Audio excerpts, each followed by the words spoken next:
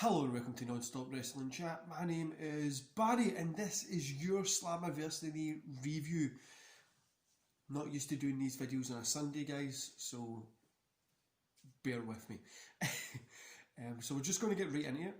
We're just going to get into it. Before we do, don't forget to hit that like and subscribe button. And if you really like it, hit the bell as well. It means a lot and your support is much appreciated. Okay guys, let's get into this here. So we've got the open challenge, which was the Rascals versus the Motor City Machine Guns. Motor City Machine Guns picked up the win, just under 15 minutes. It was nice to see the Machine Guns back. I was really entertained. This was a great match, guys. There's nothing much that I can really say here, apart from it was great. The moves were fun. It kept me entertained the whole time. And it was a great opening match. I gave this 3 stars right out the back. The next one was, there was a video package for Moose against Tommy Dreamer. It's 2020 and we're still watching Tommy Dreamer on pay-per-views. Like, that man's literally been in wrestling for so long. So it was an unsanctioned TNA World Title match, Moose versus Tommy Dreamer. The winner was obviously Moose. Came in at just over 11 minutes. It's kind of what you would expect from a Tommy Dreamer match, nothing different. A brawl-filled match. I feel it was a bit too long. I think even about the 8-minute mark would have been fine. But I gave this 2 stars, just because I feel like it went on a little bit too long. The 8-minute mark would have been better. But Moose picked up the win. Then we had the gauntlet match for the Knockouts #1 contender spot. Kylie Ray picked up the win here. This was just under 20 minutes. I didn't rate this at all. I wasn't a fan of it. It wasn't really good. The flow was all messed up. There was too much comedy involved. I didn't like this one at all. So I just gave it a nothing. Didn't rate it at all. Next we had the X Division title, which was Willie Mack versus Chris Bay. The winner for the X Division Championship was Chris Bay. It was a 10-minute long match, and it was lots of moves in it, lots of big moves, flips, dives, jumps. You know, the style of the X Division. It made it the X Division. Like I says, Chris picked up the win here. 2 stars, guys. I'm really not. This was an okay match. It was there.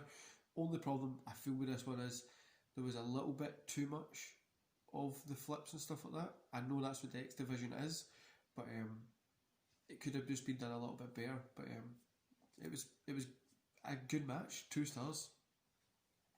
Heath Slater's here. Him and Rhino have like a little back and forth. Obviously, when Heath was leaving because he's still a free agent, Rhino says, "Say hello to the kids for me." A little throwback to obviously I've Got Kids, which was a pretty cool little segment on the show. Then we had the Impact tag titles. The North versus Ken Shamrock and Sami Callihan. The North picked up the win at just over 16 minutes. I gave this one a 1.5 stars, guys. 1.5, because once again it was just too long. If this was shorter, again around about the 8-minute mark, I think you could have pulled off a really good match here. And it seemed to be quite sloppy towards the end. Like I said, guys, if it was shorter, they would have been able to pull it off. But then they're on pay-per-view and you don't want to have too short. You want to keep it something entertaining. 1.5. I enjoyed watching it, but it felt quite sloppy. But it was okay. So the North claim to be the best tag team championships in TNA Impact history. The Motor City Machine Guns are out to disagree with them. It seems Motor City Machine Guns versus the North will be Tuesday for the tag team titles. I think this could be a good match, and it might have been something that might have been better on the pay-per-view, but let's wait to Tuesday and see how it goes. Then we had the Knockouts Championship, which was Grace versus Diona. Diona picked up the win here. It was just over 15 minutes. I gave this a 3 stars because they put in a good match, guys. I enjoyed Diona working the arm the whole match, but also I enjoyed this match just in its entirety. It was a fun match to watch. Only thing again is I feel it went on a little bit too long. If it shortened it down, I think it could have went on maybe a 4-star match, but 3 stars here. Next, we had the Impact World title, which is Ace Austin versus Eddie Edwards versus Trey versus Rich Swann and the mystery guest Eric Young. It was cool to see Eric back in the fray of things. The winner was Eddie Edwards. This was a formula, pretty much a standard formula for a multi-man match. A lot of the kind of 2-man fighting, but when people started to, when the elimination started to happen and people started to leave and stuff like that, the match got really, really good. 3.5 stars here. There was nothing wrong in the match at all. Nothing you can pinpoint. It was just a fun match to watch.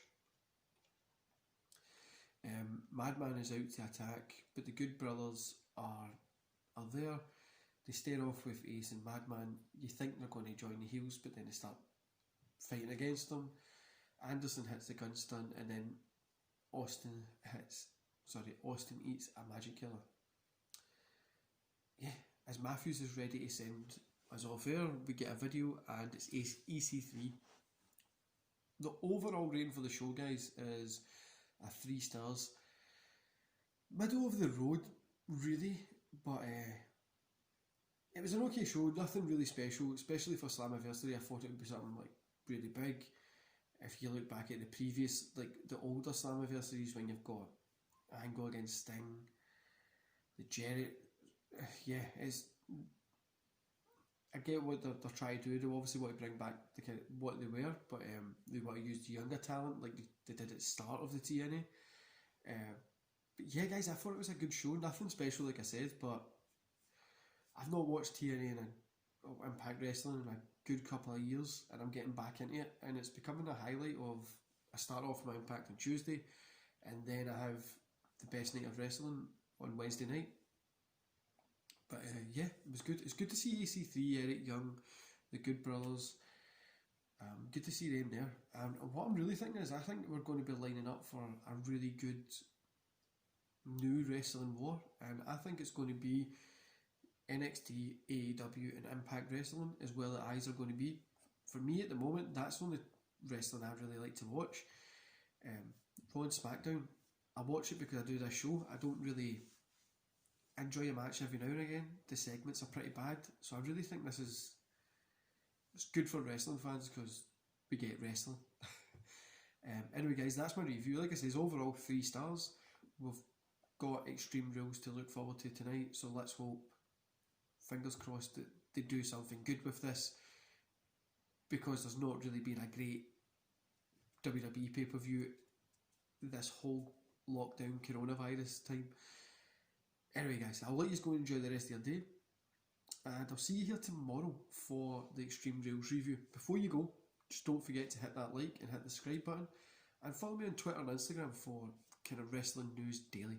Anyway, guys, enjoy the rest of your day, and I'll see you here tomorrow for your Extreme Rules review.